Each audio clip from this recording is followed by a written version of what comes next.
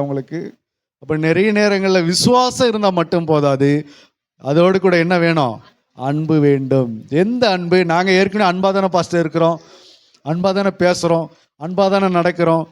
அது சுயநலமான அன்பு. நம்ம குடும்பத்தை நம்ம நேசிக்கிற அன்புக்கு சுயநலமான அன்பு. ஏன் அப்படின்னா, இந்த அன்பு எல்லார்கிட்டையும் இருக்குது. ஞானஸ்தானம் எடுத்தவங்ககிட்டே இருக்குது, எடுக்காதவங்ககிட்டே இருக்குது. கர்த்தரை அறிந்தவங்ககிட்டே இருக்குது, கர்த்தரை அறியாதவங்ககிட்டே இருக்குது. ஜெபிக்கிறவங்ககிட்டே இருக்குது, ஜெபிக்காதவங்ககிட்டே இருக்குது. சபைக்கு வரவங்ககிட்டே இருக்குது, சபைக்கு வெளியில் இருக்கிறவங்ககிட்டே இருக்குது. குடும்பத்தை நேசிக்கிற அன்பு, சகோதரர்களை மாத்திர நேசிக்கிற அன்பு. ஆண்டவர் அதை தான் சொன்னார், உன் சகோதரனை மாத்திர நீ வாழ்த்துவீரானால் நீ விசேஷித்து செய்கிறது என்ன அப்படின்னாரு. அப்போ அன்பு என்பது என்னது? அன்பு திரளான பாவங்களை மூடும். இதான் அன்பு, இதான் கிறிஸ்துவின் அன்பு. அல்லேலூயா. அன்பு சகலத்தையும் சகிக்கும், சகலத்தையும் தாங்கும். இதான் கிறிஸ்துவின் அன்பு. எல்லாரையும் நேசிக்கிற ஒரு அன்பு.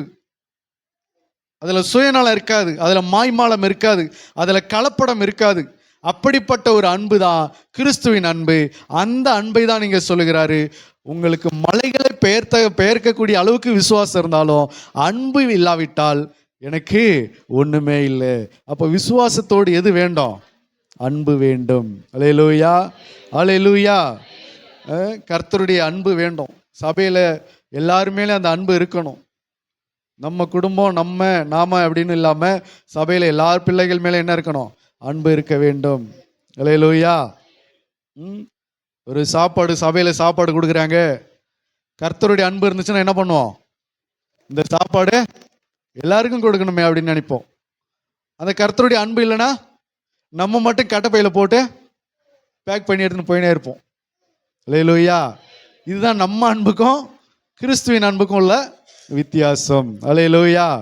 ஆகையினால எந்த காரியத்திலும் அன்பு நமக்கு இருக்க வேணும். அதுதான் ஆண்டவர் சொல்றாரு, உன்னிடத்தில் நீ அன்பு கூறுவது போல பிறனிடத்தில் என்ன பண்ண? அன்பு கூறு என்று சொல்லுகிறார். அதுதான் கிறிஸ்துவின் அன்பு. அப்போ எனக்குன்னு எப்படி நான் அன்பு கூறுகிறேனோ அதே போல நான் மற்றவங்களுடைய விஷயத்தில் என்ன செய்யணும்? அன்பு கூற வேண்டும்.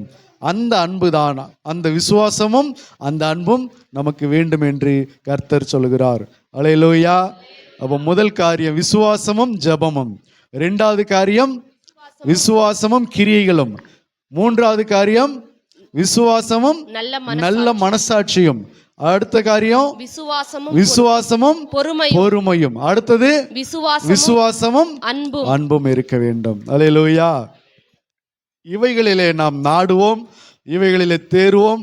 கர்த்தர் நம்மை அவர் ஆசீர்வதிப்பாராக. ஆமென்.